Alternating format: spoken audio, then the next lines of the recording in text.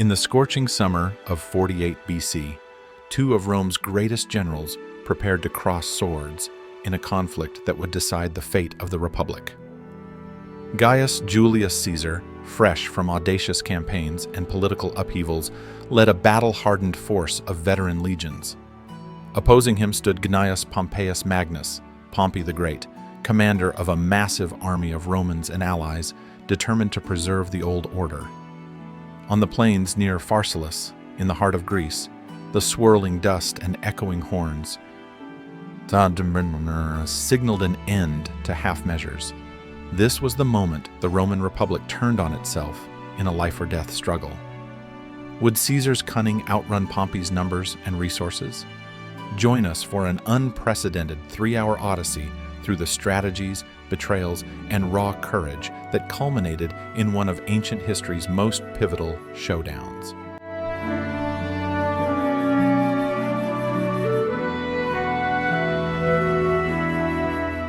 Welcome to Clash of Titans, the Epic Battle of Pharsalus 48 BC, Caesar versus Pompey. In this monumental production, we delve into the riveting story of how two of history's most renowned generals clashed in a civil war that tore the Roman Republic apart. Over the next 3 hours, we'll trace the roots of Caesar's meteoric rise, Pompey's unmatched prestige, and the political feuds that pushed Rome to the brink. Expect a deep exploration into their personal ambitions and the unstoppable momentum that led Caesar to cross the Rubicon, effectively declaring war on the Senate and on Pompey, the champion of traditionalist Rome. You'll witness the complexities of alliance building, the challenges of a scattered empire, and the momentous decisions each commander made as they moved toward the fateful battlefield at Pharsalus. From the anxious nights in legionary camps to the swirl of cavalry on Greece's dusty plains, we'll reconstruct each tactical nuance, giving you a front-row seat to the chaos and discipline that defined Roman warfare.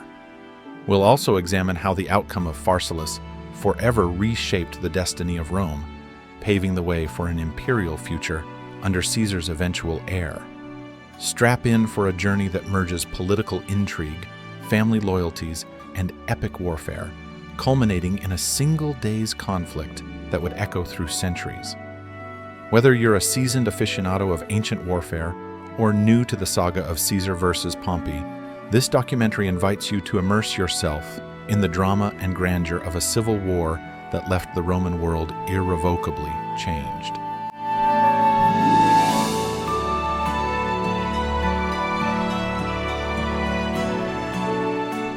The origins of Rome's greatest civil war trace back to the First Triumvirate, an uneasy coalition formed by Caesar, Pompey, and Crassus. Initially a political arrangement, it provided each man influence over the Republic's decisions. Caesar used the alliance to secure the Gallic provinces, amassing wealth and forging an unmatched reputation on the battlefield. Meanwhile, Pompey anchored Roman politics at home, leveraging his status as a living legend, victor of Eastern campaigns, and a favorite of the Senate. Crassus, wealthy beyond measure, financed ventures and sought his own share of glory. However, cracks emerged soon after. Crassus's fatal campaign against the Parthians at Carrhae, 53 BC, deprived the trio of its third pillar. Tensions flared between Caesar and Pompey as they competed for preeminence in Roman politics.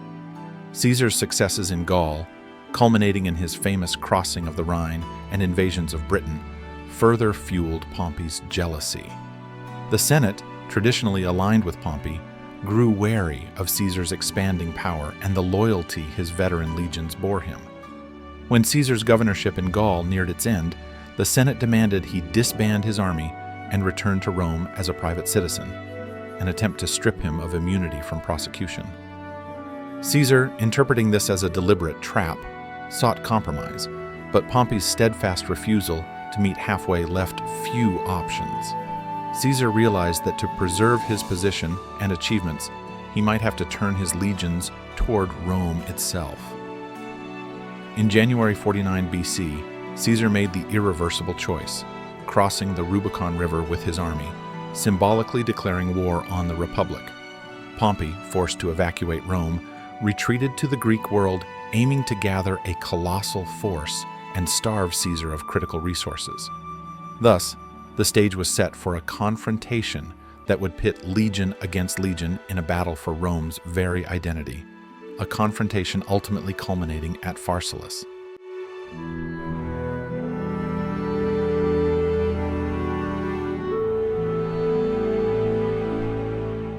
Once Caesar seized Rome virtually unopposed, Pompey orchestrated an ambitious plan to gather resources in the eastern provinces.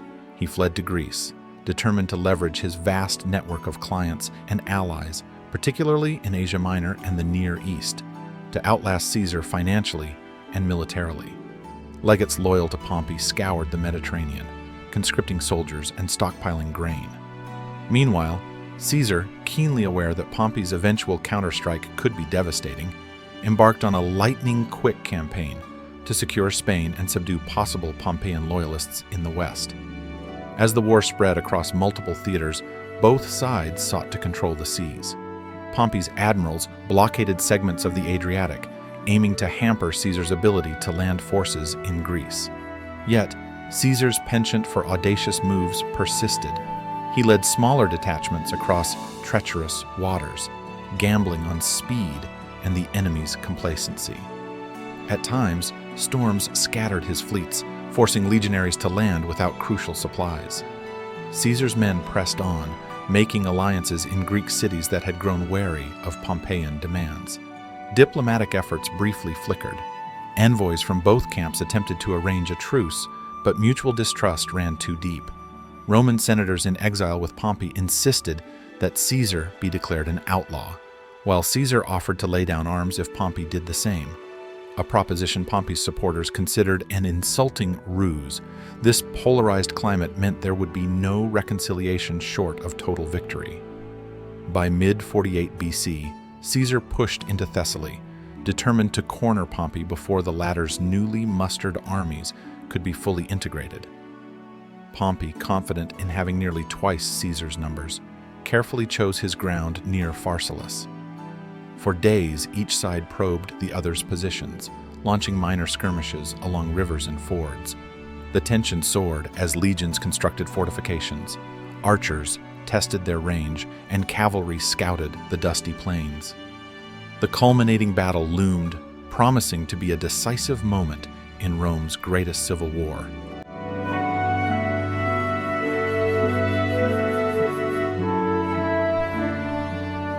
As the sun rose over the plains near Pharsalus, the two armies shaped up in stark contrast. Pompey's host, seemingly invincible by sheer size, boasted numerous newly recruited legions, seasoned eastern auxiliaries, and cavalry from allied kings. His staff included senators who had fled Italy, all convinced that Caesar's smaller force would be crushed under the weight of numbers. The morale among Pompey's ranks was initially high. Victory seemed a formality for the defender of Rome's traditions. Yet Caesar's legions, though outnumbered, held a crucial edge in cohesiveness and battlefield experience. Many of these men had marched with Caesar through Gaul, braving savage winters and formidable Celtic tribes. They had tested their courage in the siege lines of Alesia and the crossing of the Rhine. Their unwavering loyalty to Caesar was built upon years of shared hardship and consistent spoils. As they arrayed themselves in line of battle, each soldier recognized that skill and discipline could outweigh numerical inferiority. Pompey's cavalry, led by prominent Roman nobles, assembled on the left flank, intending to encircle Caesar's smaller cavalry contingent. Meanwhile, Caesar quietly prepared a hidden line of cohorts behind his cavalry, an unorthodox formation designed to surprise the enemy once the initial clash began. This subtle trick would soon prove decisive. Between these two armies, the dust-laden field awaited the thunder of marching feet and the clash of steel. Observers from allied states, Greek onlookers, and even traveling merchants scrambled to vantage points, anticipating a spectacle that would redefine Roman politics. For many in Pompey's camp, a swift victory seemed so certain that they debated whether to pursue Caesar's men or to return to the city for a quick triumph. Little did they realize the cunning tactics Caesar had in store, or how swiftly the fortune of war could shift, turning arrogance into despair on these bloody plains.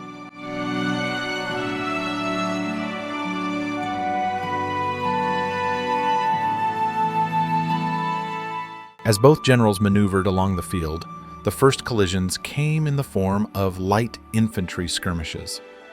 Archers and slingers from Pompey's side advanced to test Caesar's front lines, exchanging volleys with Caesar's own missile troops. Clouds of dust swirled as foot soldiers darted back and forth, seeking vantage points for their next barrage. Neither army intended to commit fully yet. These were tentative probes to gauge the opponent's readiness. Pompey, controlling the higher ground, ordered his cavalry forward, believing they would sweep aside Caesar's smaller horse detachments. The cavalry thundered across the plain, led by aristocrats who envisioned a swift, outflanking maneuver that would crumble Caesar's right flank. Meanwhile, Caesar's cavalry advanced just enough to engage, feigning a willingness to contest the plain in direct confrontation. After initial clashes, Caesar's horsemen began to yield ground precisely as planned, luring Pompey's cavalry deeper into an overextended pursuit. That was the moment Caesar had prepared for. With a prearranged signal, the hidden cohorts, hand-picked veterans, emerged from behind the lines. They crashed into the flanks of Pompey's cavalry, brandishing javelins and gladii, creating chaos in the unsuspecting ranks. Startled horses reared, some troopers fell, and Pompey's proud cavalry wavered almost immediately. Caesar's infantry, emboldened by their sudden advantage, raised war cries that echoed across the battlefield. Realizing the threat to his cavalry wing, Pompey hurriedly sent orders for reinforcements, but confusion reigned. The Roman foot soldiers in his center, seeing their cavalry in flight, grew uneasy. Caesar seized this psychological momentum, commanding a forward push across the entire line. In a matter of minutes, the decisive thrust was launched, an unstoppable wave of legionaries pressing ahead in tight formations, their discipline contrasting with the unraveling pockets of Pompey's forces. The stage was set for the final cataclysmic confrontation.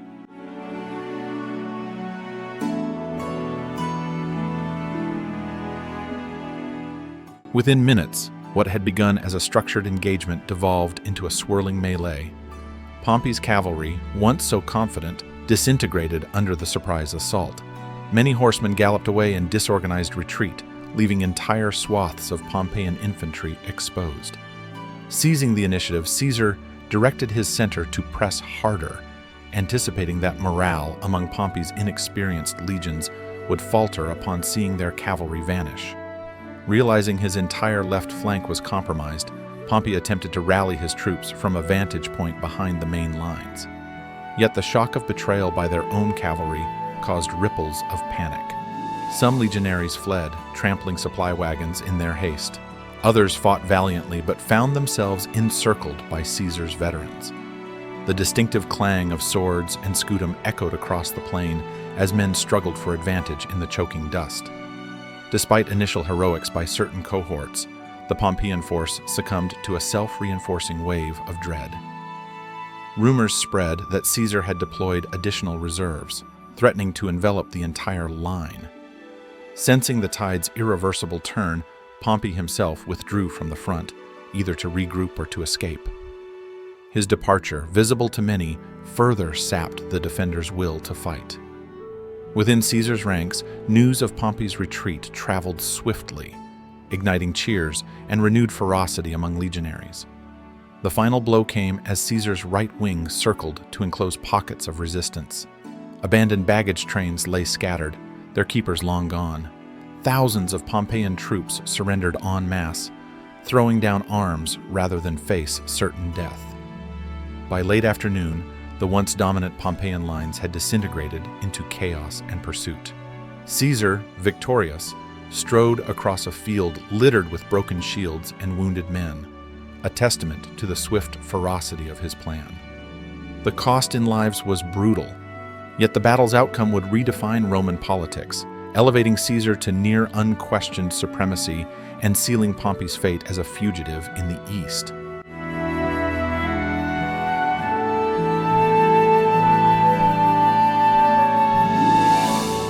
With the sun dipping low, Caesar's men scoured the battlefield, gathering prisoners and administering first aid to their own wounded.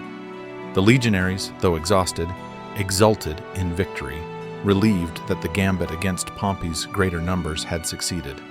Caesar himself walked among the rows of captured or fallen soldiers, reportedly urging mercy toward many of his defeated Roman adversaries. His policy, clemency, was well known, aimed at healing the rifts within the Roman citizenry. But the conflict's greater reverberations had only just begun. Pompey, disillusioned and betrayed by the meltdown of his massive force, fled the battlefield with a small retinue. Casting aside his general's insignia, he set off on a journey to find allies, or at least safe harbor. Many historians regard his flight to Egypt as a final tragic chapter. Hoping for asylum from King Ptolemy XIII, Pompey instead met a brutal end upon his arrival in Alexandria. The assassination of Rome's once cherished champion would resonate throughout the Republic, shocking even Caesar, who had once revered Pompey as a friend and son-in-law. Caesar's subsequent decisions shaped the political landscape. The Senate, largely broken, found its key members either aligning with Caesar, exiling themselves, or facing captivity. Caesar faced the monumental task of stabilizing an empire battered by civil strife.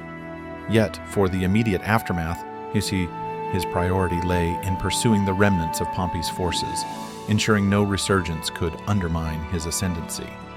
For Rome at large, the Battle of Pharsalus demonstrated the fragility of republican institutions when overshadowed by personal ambition and factional violence. The old republican ethos, where consuls, tribunes, and the Senate balanced power, had been subverted by military might. The seeds of an imperial system were, in effect, planted here. With Caesar triumphant, the path to dictatorship, and ultimately the transformation from republic to empire, was practically set.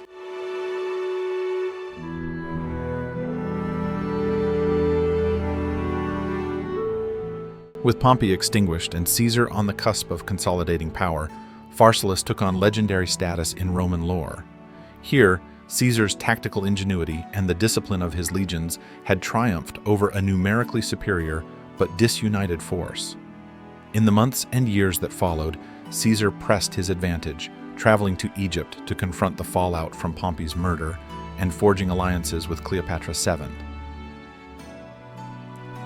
that would alter the Mediterranean's political landscape.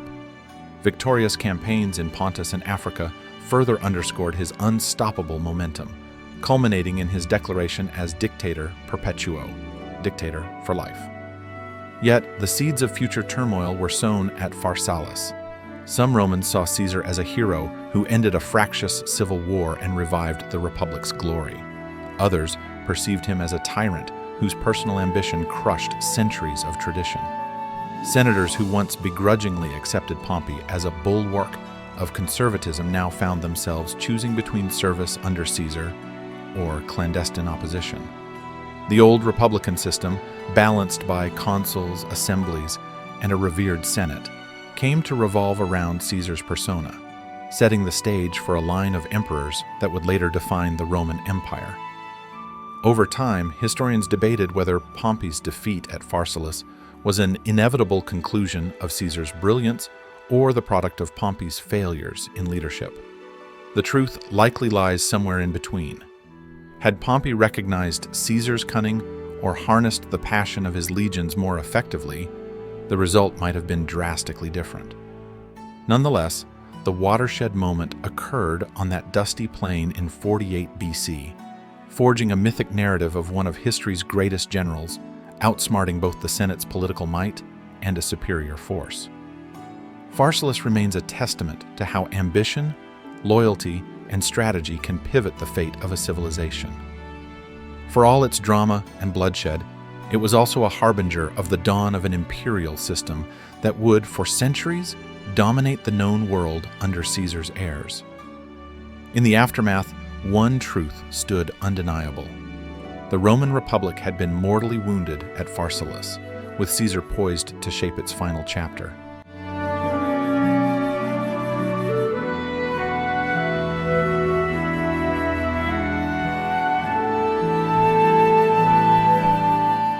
Thank you for traveling with us through Clash of Titans, the Epic Battle of Pharsalus 48 BC, Caesar versus Pompey. We hope this extensive, scene-by-scene exploration brought to life the military innovations, personal ambitions, and political stakes that clashed so violently on that Greek plain.